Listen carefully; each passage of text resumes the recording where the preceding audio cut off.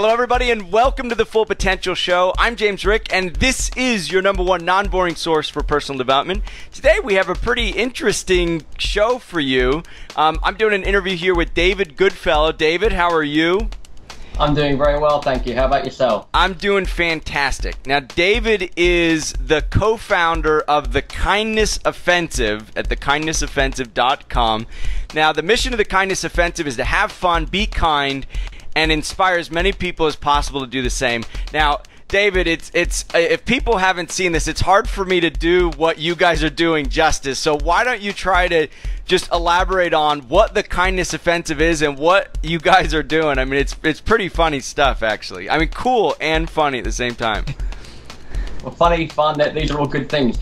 Well, we're known for being the world's largest performers of random acts of kindness. Over the last 2 years, we've given away well over £2 million, and I think at the current exchange it's about $4 million plus worth of goods.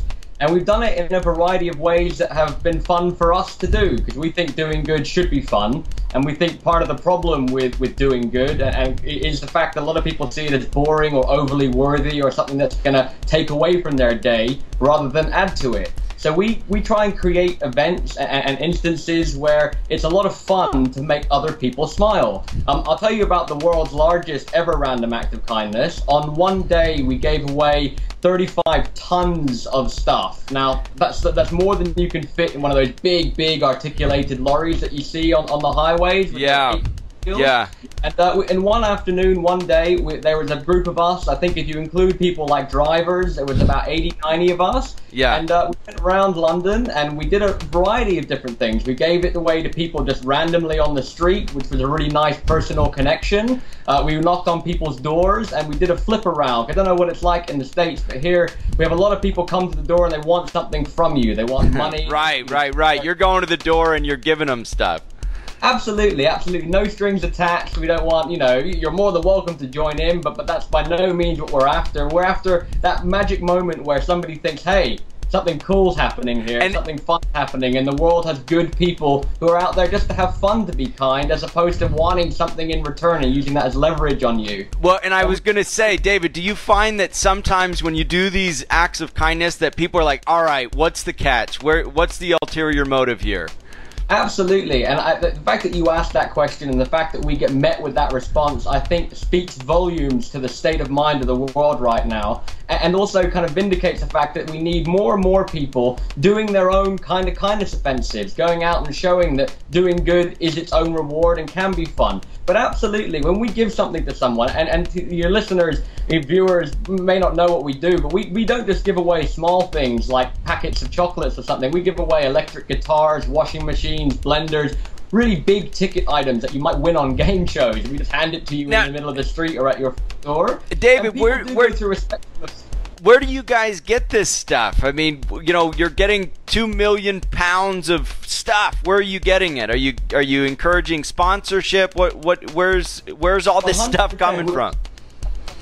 We have very few rules at the Kindness Offensive, and one of the rules that we have is that we do not accept donations from private public members. So you, for example, could not write us a check, but you as a company, if you worked in a company, then you could write us a check, you could send us your product. So what we exclusively do is we contact corporations, and we've worked with some of the world's biggest corporations, people like General Mills, who do the Green Giant and Häagen-Dazs and Old El Paso, ING Direct, the savings bank, one of the biggest global saving banks in the world. And it's a combination of stuff. Sometimes they call us because we're quite well known now. Often we call them and we say, hey, look, we've got an idea here, or we've identified a need. There are some hungry people or some people who need clothing, or we'd like to brighten up this part of town for a day and bring a celebration there because it's not got a very good atmosphere at the moment. And we pitch these ideas and we keep going and we keep phoning and we call ourselves the phone whisperers. We do this via the phone. That's why I'm wearing this silly badge. I don't know if you can see it there, but try and get that. Yeah, I got it. I see that. The phone whisperers. But that's our way. We're kind of trainee Jedi, if you like, and that's our lightsaber, and that's our way of reaching out to the world and saying, hey, I'm a human being, you're a human being, let's do something fun together that raises humanity up a level, that makes actually the energy level positive for one day, for one moment. Let's make somebody smile. All right, David, so I don't mean to interrupt you there, David. It's your show. You interrupt all your life. I'm very curious, man. What inspired you to just start doing this? And then I have another question after that. But what inspired you? What brought you guys together to do this offensive? There was one pivotal book that we read. It was called Unlock Reality, and it talked about the impact that an individual can have and about how your state of mind has the potential to change the world around you and to do the things that you want to do.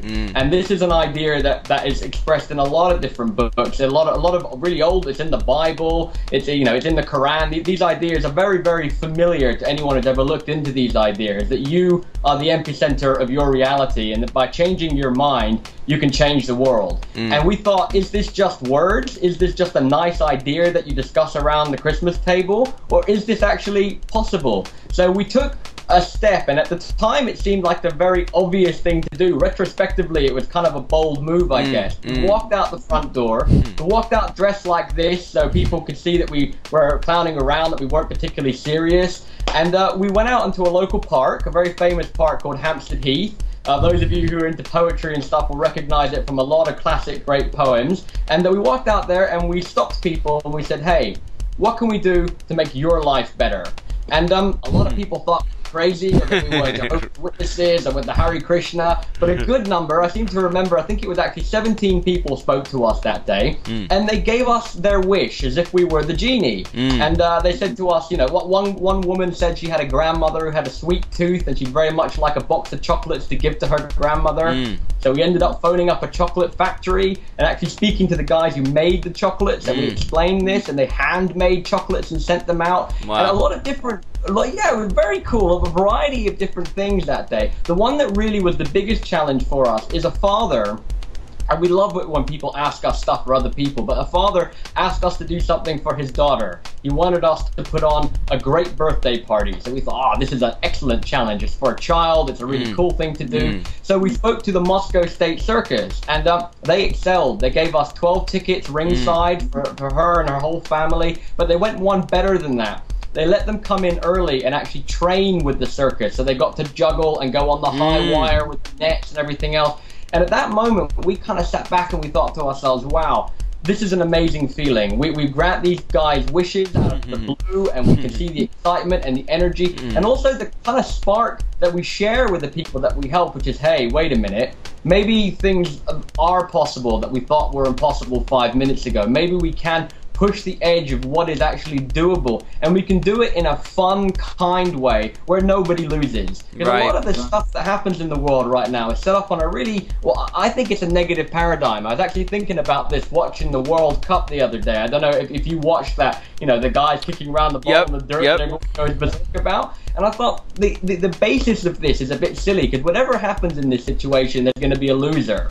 And if I was going to design a game, I'd like to design a game where everybody playing gets to win. And that would be a good game to play. And I think a lot of the games that we play right now, a lot of the things that go on in this world are win-lose, win-lose, win-lose.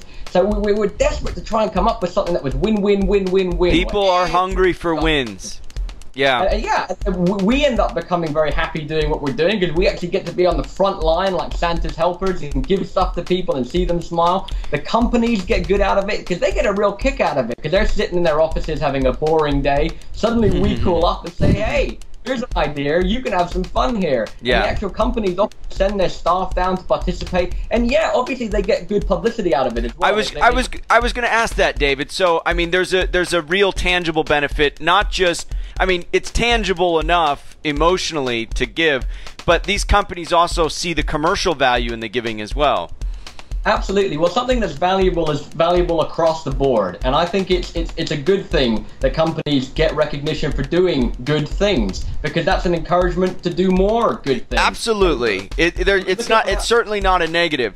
Now, David, are you guys floating when you walk down the street? I mean, your karma at this point, I mean, for you guys in doing all this giving, what rewards or aside from the giving, have you noticed any kind of consequence from what you guys are doing, a positive consequence outside of in the moment when you're giving?